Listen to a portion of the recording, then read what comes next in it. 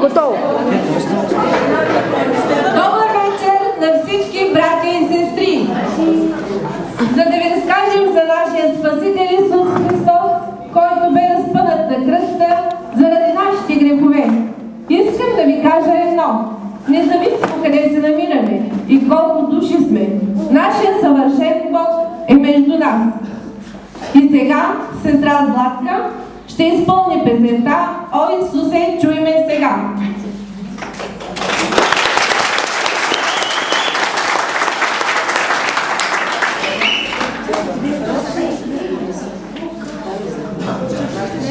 О Исусе, чуй ме сега, където и да си. Знам, че си жив и милостив, пълен с благодат. О Исусе, чуй ме сега, където и да си. Знам, че си жив и милостив, пълен с благодат. Помогни ми ти, о Господи, по Твоята мощна ръка смирявай ни. Помогни ми ти, о Господи, по Твоята мощна ръка смирявай ни. Ти, Боже, вижда своите чада, как към Теб зова. Ти с любовта си ги прегърни да бъдат едини с духа. Ти, Боже, виждаш своите чада, как към Теб зова. Ти с любовта си ги прегърни да бъдат едини с духа. Помогни ми ти, о Господи, по Твоята мощна ръка смирявай ни. Помогни ми ти, о Господи, по Твоята мощна ръка смирявай ни. Когато страдат Твоите чада, Ти ги защити. С болка и мъка, с Твоята сила Ти ги утеши. Когато страдат Твоите чада, Ти ги защити. С болка и мъка, с Твоята сила Ти ги утеши. Помогни ми ти, о Господи,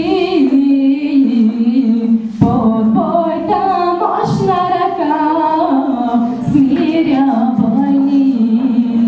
Помогни ми ти, о Господи, по Твоята мощна ръка смирявай ни.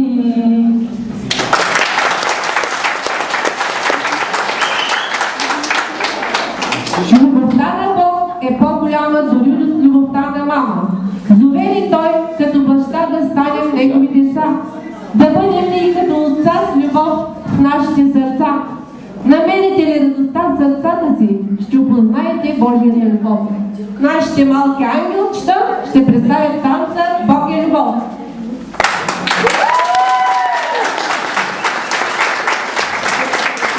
Айде, лаки бе.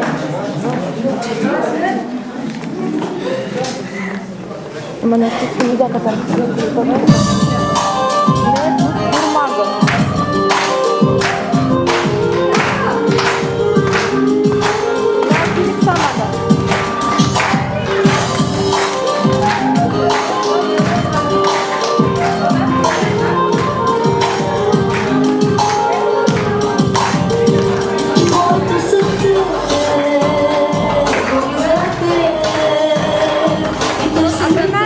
Wow!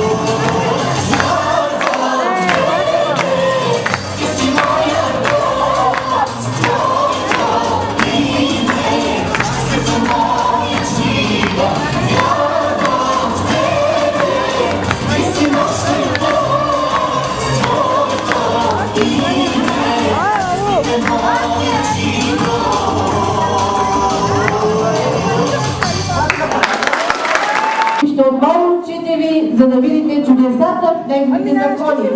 Ако това е първата ни стъпка към нашия Бог, търсете това, което е горе, където Христос седи отдясно на Бог. Мислете за горното, а не за земното. С една сценка искаме да ви покажем, че за нашия Бог невъзможни неща няма. Сценка за ангел и гармон.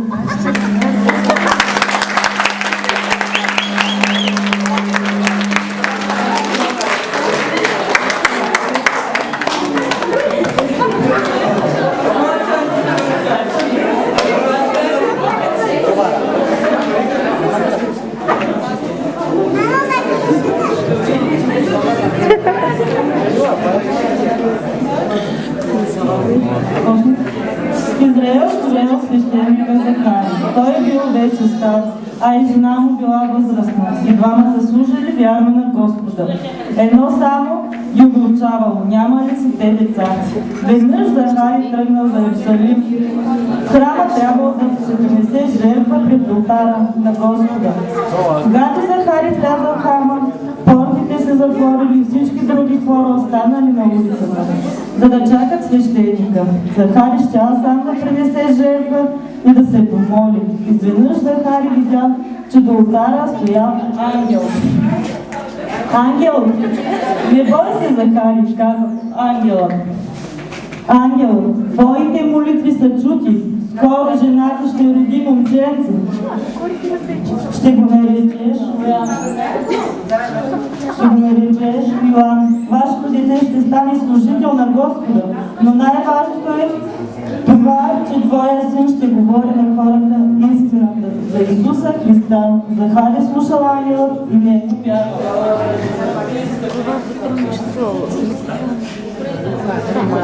Захарий, И аз и моята жена сме много стари, за да имаме деца.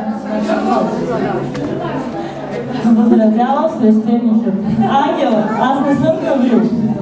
Продължава ангелът.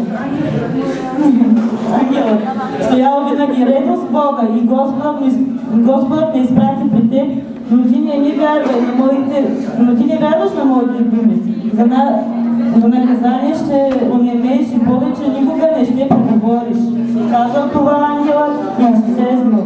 Захари останал само в храма. Захари, трябва да изляза при хората, помислил си той.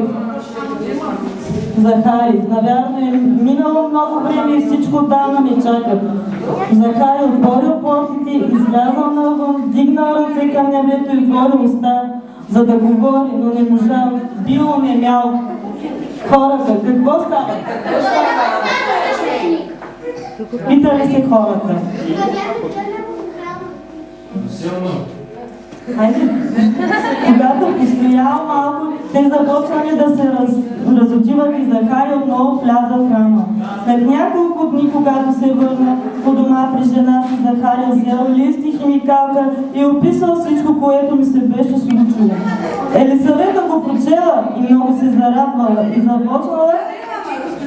започнала да благодари на Бога. Знала, че ще има дете, а сега повярвал и Захари. В града наред живяла девойка на име Мария.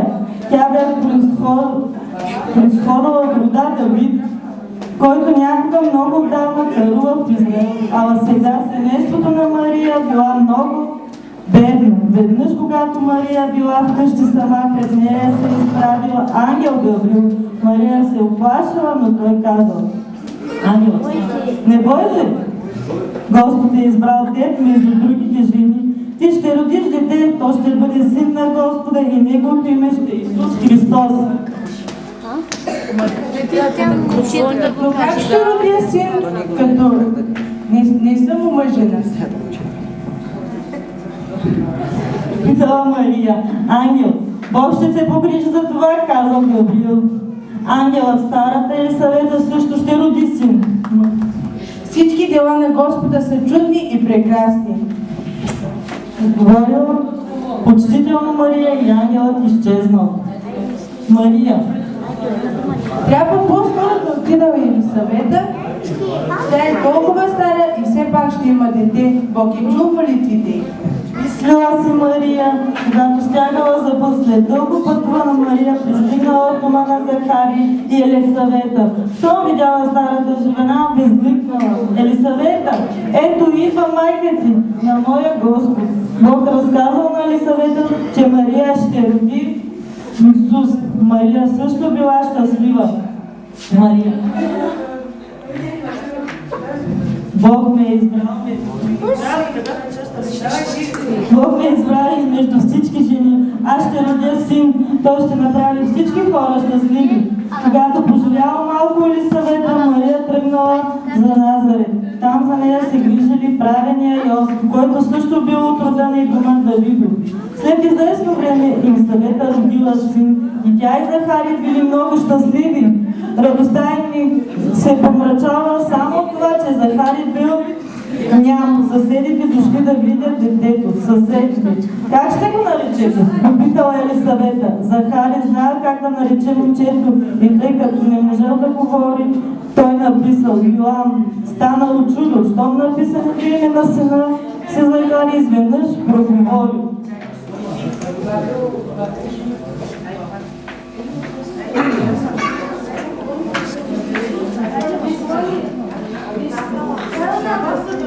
Бана Боджа.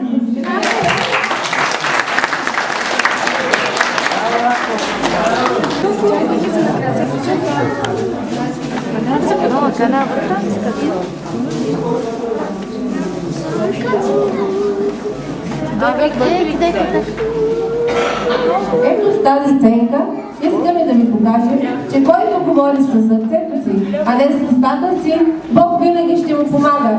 Не го изостава. Затова е казал: искайте и ще ви се даде. Хлопайте и ще ви се отвори. Малката пепеляшка ще прослави нашия отец с песента Прошка.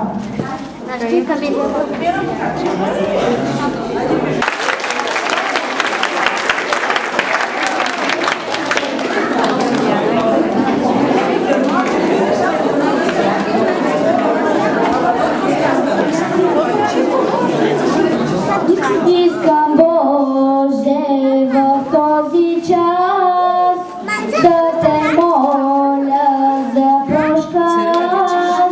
Прости ми, Боже, че съгреших, че нарани отклежи.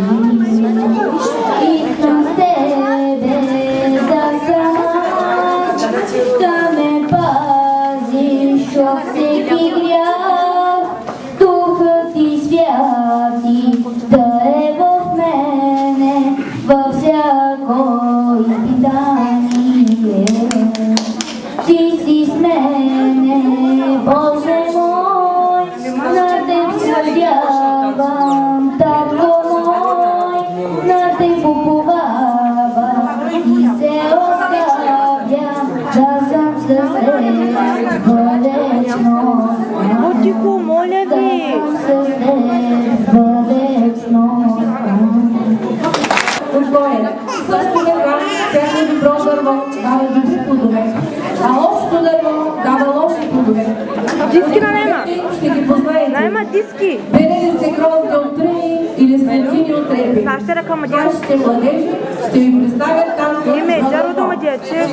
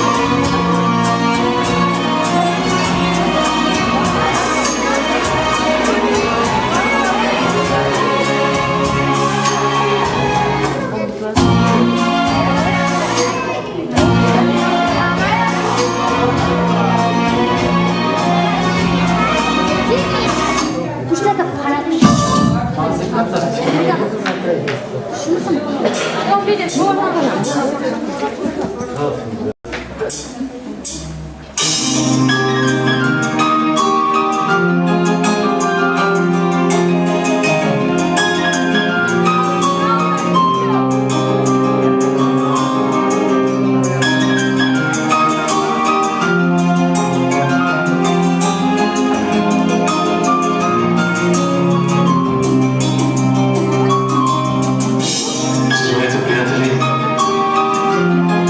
Искам да ви запозная с последното време, в което живеем.